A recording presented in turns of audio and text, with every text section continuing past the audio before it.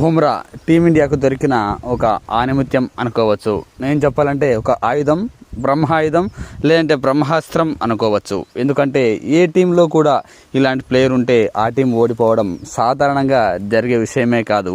నిన్న జరిగిన మ్యాచ్ అని కాదు, బుమ్రా ఎంటర్ అయినప్పటి నుంచి టీమిండియాలోకి తను ఓ స్థాయికి వచ్చినప్పటి నుంచి, స్టార్ బౌలర్గా మారినప్పటి నుంచి ఇక టీమిండియా ఓటములు చాలా తక్కువగా కనిపిస్తున్నాయి, వింటున్నాము కూడా. ఎప్పుడూ సామాన్యంగా ముఖ్యంగా T20 ఫార్మాట్లో తను ఉన్నాడంటే ఖచ్చితంగా భారత్ గెలిచినట్టే.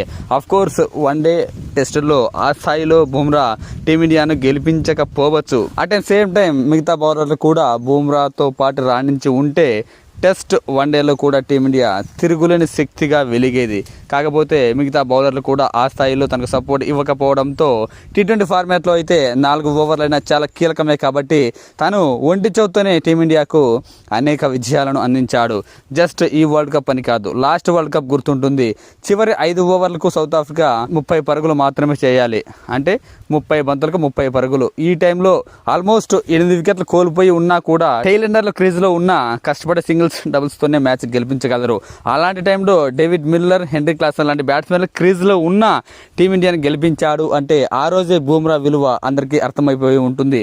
అప్పుడు మనం వరల్డ్ ఛాంపియన్స్ అయ్యాం కూడా. 2 ఏళ్ళు గడిచాయో లేదో మళ్ళీ వరల్డ్ కప్ మొదలైంది. ఈసారి కూడా అంతే.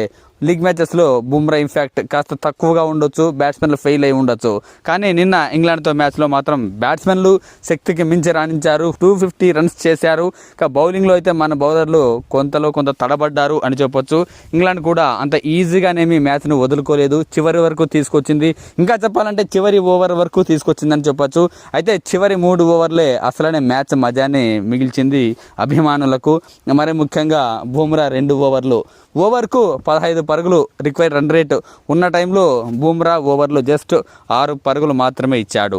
అర్థం చేసుకోండి, ఎంత అద్భుతంగా బౌలింగ్ వేస్తే అంత ఒత్తిడిలో సైతం 6 పరుగులే ఇస్తాడు. ఈ 6 పరుగుల్లో కూడా ఒక బౌండరీ వెళ్ళింది, మరి కొన్ని డాట్ బాల్స్ కూడా వెళ్ళాయి. అర్థం చేసుకోండి బుమ్రా ఎంత అద్భుతంగా బౌలింగ్ వేశాడని. అసలు మాటల్లో వర్ణించలేని బౌలింగ్ నిన్న బుమ్రాది. ఖచ్చితంగా అతను లేకపోతే టీమిండియా పరిస్థితి ఇలా ఉండేది మాత్రం కాదనిపిస్తుంది ప్రతి ఒక్క సగటు క్రికెట్ అభిమానికి. ఎందుకంటే మిగతా బౌలర్లను టార్గెట్ చేశారు. మరి ఇంకా చెప్పాలంటే కాస్త డీప్గా ఆలోచిస్తే బుమ్రా బౌలింగ్లో ఇంగ్లాండ్ బ్యాట్స్మెన్లు ఇబ్బంది పడినప్పటికీ మిగతా బౌలర్ల మీద కాన్సన్ట్రేట్ చేశారని స్పష్టంగా అర్థమైంది. వాళ్ళు పూర్తి డిఫెన్స్లోకి వెళ్ళిపోయారు బుమ్రా బౌలింగ్ను. ఈ ఓవర్లో వికెట్ ఇవ్వకుండా జస్ట్ కంట్రోల్ చేసుకున్న చాలు. నెక్స్ట్ ఓవర్లో కావాలంటే 30 పరుగులు చేద్దాం అనే మైండ్ సెట్తో వాళ్ళ బ్యాటింగ్ కొనసాగింది. అది స్పష్టంగా కనిపించింది. అలాంటి టైంలో కూడా బుమ్రా 6 పరుగులే ఇచ్చాడు.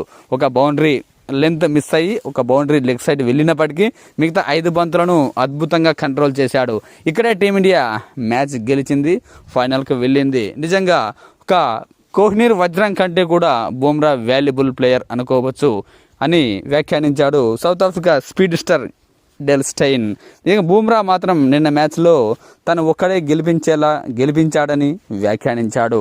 బుమ్రా లేకపోతే టీమిండియా ఫలితం నాకైతే ఇలా ఉండేది కాదనిపిస్తోందంటూ స్టైన్ కీలక వ్యాఖ్యలు చేశాడు.